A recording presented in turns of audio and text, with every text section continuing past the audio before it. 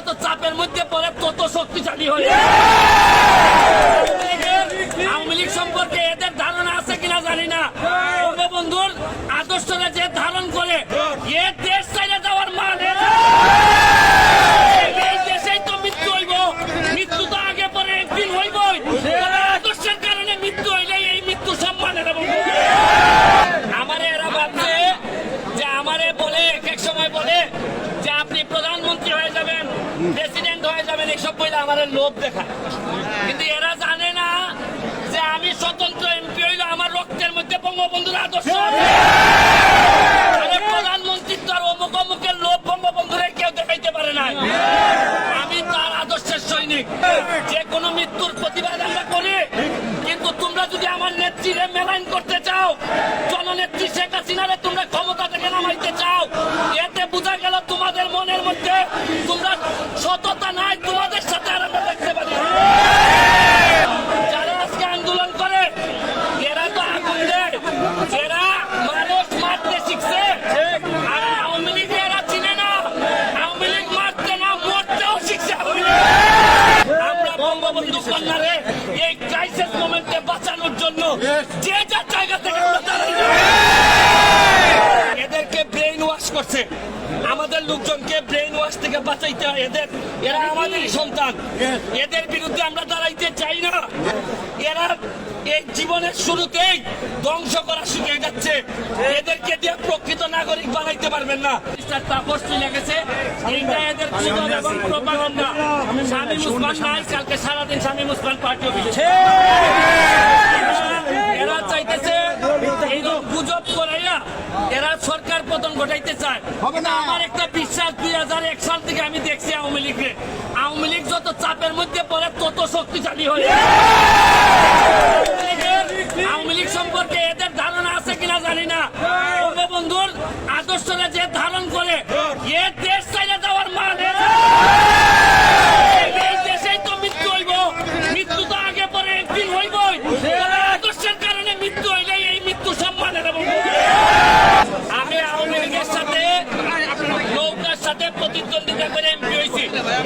আমারে এরা ভাবছে যে আমারে বলে এক সময় বলে যে আপনি প্রধানমন্ত্রী হয়ে যাবেন, প্রেসিডেন্ট হয়ে যাবেন, এইসব বলে আমার লোভ দেখায়। কিন্তু এরা জানে না যে আমি স্বতন্ত্র এমপি হইলে আমার রক্তের মধ্যে বঙ্গবন্ধুর আদর্শ আছে। প্রধানমন্ত্রীর তো আর অমুক অমুকের লোভ বঙ্গবন্ধুরে কেউ দেখাইতে পারে না। আমি তার আদর্শের সৈনিক। আমারে বলছে যে স্বতন্ত্র এমপি হিসাবে আপনার বক্তব্য কি? আমি বলছি তোমাদের দাবি যখন কোটা সংস্কার ছিল তখন 80% আওয়ামী লীগের তোমাদের পক্ষে ছিল। যে কোনো মৃত্যুর প্রতিবাদ আমরা করি, কিন্তু তোমরা যদি আমার নেত্রীরে মেলাইন করতে চাও, জননেত্রী শেখ হাসিনারে তোমরা ক্ষমতা থেকে নামাইতে চাও, এতে বোঝা গেল তোমাদের মনের মধ্যে তোমরা সততা নাই। তোমাদের সাথে আর আমরা দেখতে পারি যারা আজকে আন্দোলন করে এরা তো আগুন দেয়, এরা মানুষ মারতে শিখছে। আর আওয়ামী লীগ এরা চিনে না, আওয়ামী লীগ মারতে না মরতেও শিখছে। তোমরা তো মারতে শিখছো, আর আওয়ামী লীগ মারতে এবং মরতে দুইটাই শিখছে। আমার বিশ্বাস এখানে যারা আছেন মুরব্বীরা আমার চেয়ে অনেক বেশি প্রজ্ঞা অভিজ্ঞতা রাখেন। তাদের নেতৃত্বে আমাদের যত গ্রুপিং আছে সব আপাতত বন্ধ রেখে আমরা বঙ্গবন্ধু কন্যারে এই ক্রাইসিস মোমেন্টে বাঁচানোর জন্য যে যার জায়গা থেকে আমরা দাঁড়াই।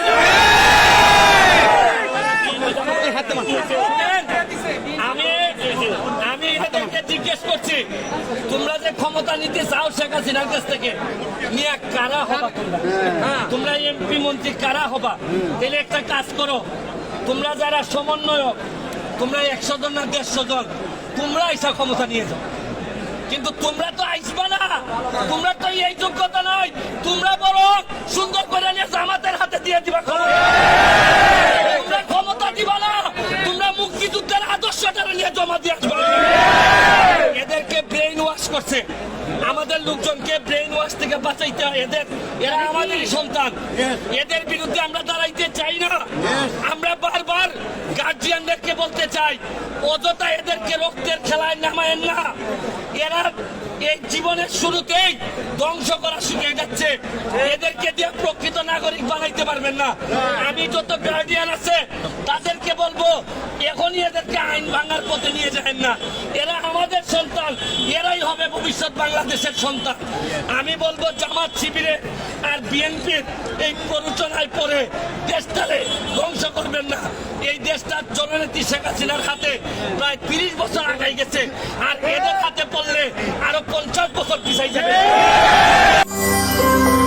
সত্য, বস্তুনিষ্ঠ ও নিরপেক্ষ দৈনিক জনবাণী।